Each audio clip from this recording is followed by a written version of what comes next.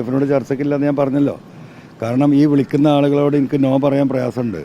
UDFിൻ്റെ നേതാക്കന്മാർ, കോൺഗ്രസിൻ്റെ നേതാക്കന്മാർ, മുസ്ലിം ലീഗിൻ്റെ നേതാക്കന്മാർ ഇവരൊക്കെ ആത്മാർത്ഥമായിട്ട് തന്നെയാണ് വിളിക്കുന്നത്. പക്ഷേ ഒരു ചതിക്കുഴിയിലേക്ക് ഒരാളെന്നെ കൊണ്ടുപോകുമെന്ന് വ്യക്തമാകുമ്പം പിന്നെ ഞാനെന്താ ചെയ്യുക? അതുകൊണ്ടാണ് പറഞ്ഞത് ഇനി ഞാൻ ആരോടും ചർച്ചയില്ല, തെരഞ്ഞെടുപ്പ് കഴിയട്ടെ. UDFിലെ വാതിൽ സ്ഥിരമായിട്ട് അടച്ചതല്ല പറഞ്ഞത്. തെരഞ്ഞെടുപ്പ് കഴിയട്ടെ. ഈ പറയുന്ന വസ്തുതകൾ നമുക്ക് എന്താ പറയുക, 23 റിസൾട്ട് വരുമ്പോൾ അറിയല്ലോ. അത് വരുന്നവരെ ഞാൻ ആരോടും ചർച്ചയ്ക്കില്ല. ഞാൻ പറഞ്ഞതാണോ വസ്തുത, അതല്ല മറ്റുള്ളവരെടുത്ത തീരുമാനമാണോ ശരി എന്നുള്ളത് അന്ന് അറിയല്ലോ. ഒരാൾ ചർച്ചയ്ക്കില്ല, മറ്റാൾ ചർച്ചയ്ക്കില്ല എന്ന് പറയണോ? ഓക്കെ, കഴിഞ്ഞാൽ അങ്ങനെ ചർച്ചകൾക്ക് സാധ്യത ഉണ്ടോ? ഇലക്ഷൻ കഴിഞ്ഞാൽ അല്ല, അതൊക്കെ പിന്നീടല്ലേ. ഇപ്പം നമ്മളെ ഭൂമിയിൽ ചവിട്ടി പാതാളത്തൊക്കെ ആക്കിയില്ലേ, അല്ലേ? സമാധാനമായല്ലോ ചിലർക്കൊക്കെ. ഓല ആസ്വദിക്കാതെ ഓല് അവിടെ റൂമിലിരുന്ന് ആസ്വദിക്കല്ലേ, ചിരിക്കട്ടെ എന്ന്. എങ്ങനെ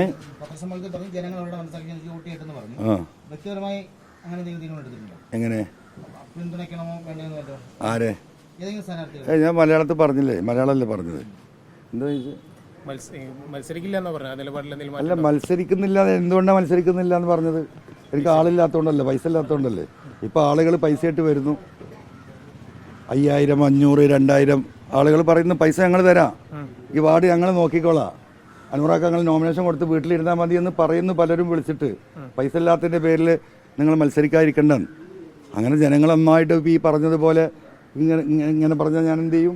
പൈസയും വേണ്ടെങ്കിൽ നോമിനേഷൻ കൊടുത്താൽ മതി, വട്ടച്ചെലവില്ല കാശ് ഞങ്ങൾ ഉണ്ടായിത്തരുന്ന ആരാ പറഞ്ഞത്? ഇവിടുത്തെ പാവപ്പെട്ട സാധാരണ തൊഴിലാളികൾ. തൊഴിലാളികളാട്ടോ, മുതലാളിമാരാരുമില്ല.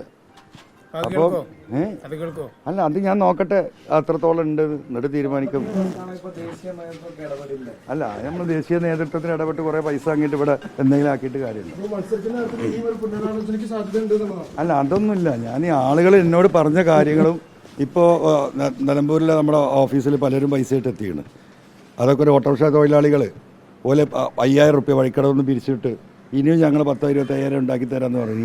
എനിക്ക് അങ്ങനെ എന്ത് ചെയ്യാൻ പറ്റും? ടാപ്പിംഗ് തൊഴിലാളികൾ ഒരു വലിയ സംഘം. ആകെ കൃഷി ബാക്കിയുള്ളത് ഈ റബ്ബറാണല്ലോ, നിങ്ങൾക്കറിയാലോ. അത് ഈ 100 മരം 200 മരം. സാധാരണ ആൾക്കാരെ വിചാരം ഈ എന്താ പറയുക, റബ്ബർ എന്ന് പറഞ്ഞാൽ വലിയ മുതലാളിമാർ തന്നെ എസ്റ്റേറ്റ് എന്നൊക്കെ പറയും. ഇവിടെ എസ്റ്റേറ്റ് ഒന്നുമില്ല. ഇവിടെ 1 ഏക്കറിലും 1/2 ഏക്കറിലും ആ തൊഴിലാളി തന്നെ അതിൻ്റെ വളമിട്ട് കൊടുത്ത് അതിന് വെള്ളം കൊടുത്ത് ടാപ്പ് ചെയ്ത് ജീവിക്കുന്ന ആളുകളാണ്. അവർക്ക് ടാപ്പ് ചെയ്ത് പോകാൻ വയ്യ. ടാപ്പ് ചെയ്യാൻ പോകുമ്പം ഈ രാവിലെ അവർ അതിരാവിലെ പോയിട്ട് ടാപ്പ് ചെയ്തിട്ട് കൂലിപ്പണിക്ക് പോകുന്ന ആളുകളത്. അതുകൊണ്ടാണ് ഇവർ ഈ അതിരാവിലെ 5 മണിക്കോ 6 മണിക്കൊക്കെ ടാപ്പിങ്ങിന് പോകുന്നതിൻ്റെ കാരണം. നേരം വെളുത്താൽ അവർ വേറെ കൂലിപ്പണിക്ക് പോവുക. അപ്പോൾ ഉണ്ടാക്കിയിട്ട ജീവിതത്തിൽ ആകെ ബാക്കിയുള്ള ഈ 1/2 ഏക്കറി 1 ഏക്കറി റബ്ബറിൽ പോയിട്ട് ടാപ്പ് ചെയ്യാൻ പോലും അവർക്ക് മാർഗ്ഗമില്ല. അവിടെ പുലിയെ ആനയും ചവിട്ടി കടിച്ചും കൊല്ലുകയാണ്. ഒരു ഇടപെടലും ഈ സർക്കാരിൻ്റെ ഭാഗത്തുനിന്നില്ലല്ലോ. ഇപ്പോൾ ഈ സ്ഥാനാർത്ഥികളാരും ഇതിൻ്റെ കാര്യത്തിൽ മിണ്ടിയിട്ടില്ലല്ലോ. അപ്പോൾ അവർ ടാപ്പിംഗ് തൊഴിലാളികൾ വിളിക്കാണ്, അനുറാക്ക ഞങ്ങൾ എന്തെങ്കിലും ചെയ്തുതരാം, ഈ വാർഡ് ഞങ്ങൾ നോക്കിക്കോളാം, അപ്പുറത്ത് ഞങ്ങൾ നോക്കാമെന്ന് പറയുമ്പോൾ ഒന്നും പറ്റില്ല, അറിയാൻ പറ്റുമോ? അപ്പോൾ ഞാൻ നോക്കട്ടെ, 1-2 ദിവസം ഉണ്ടല്ലോ.